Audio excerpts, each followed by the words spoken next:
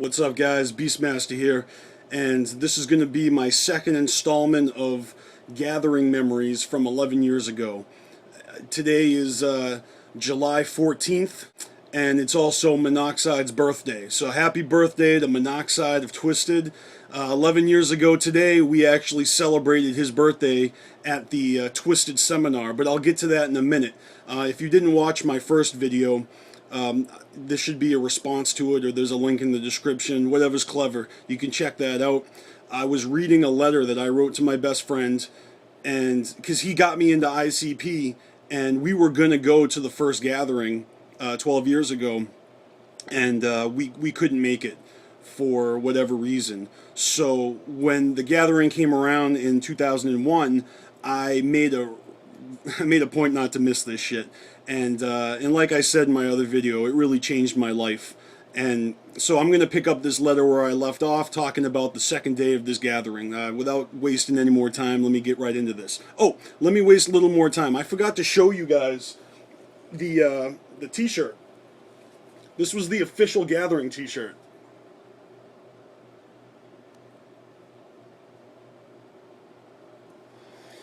And on the back,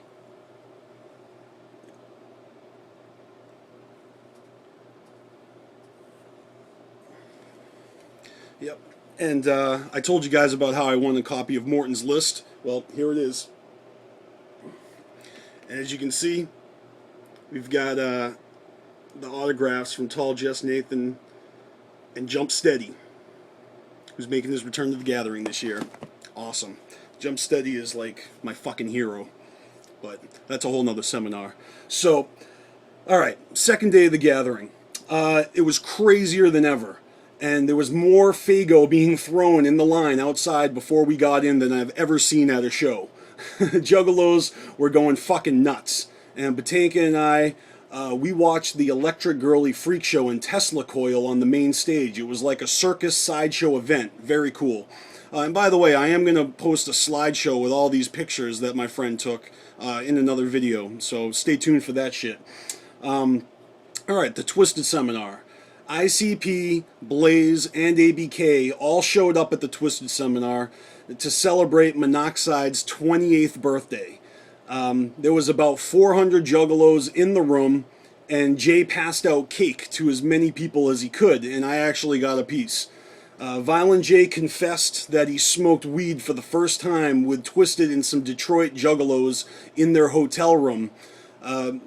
Probably while I was listening to Dark Lotus for the first time, and that was the night before.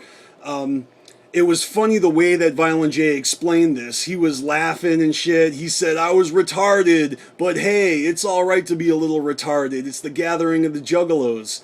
And he told us about this Twinkie that he had that was all crooked.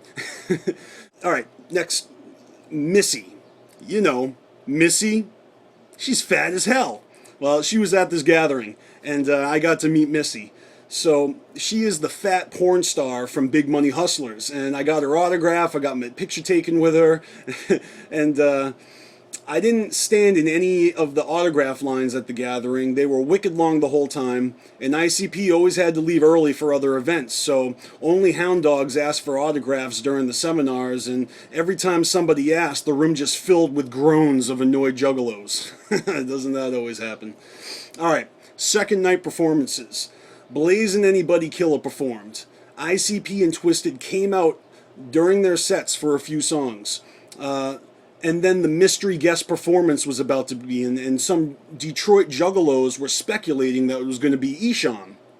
But I knew it wasn't, because Violent J talked about Isham at the Twiztid seminar, and there was some stale air, to say the least. The mystery guest turned out to be Bone Thugs and Harmony, or Busy Bone.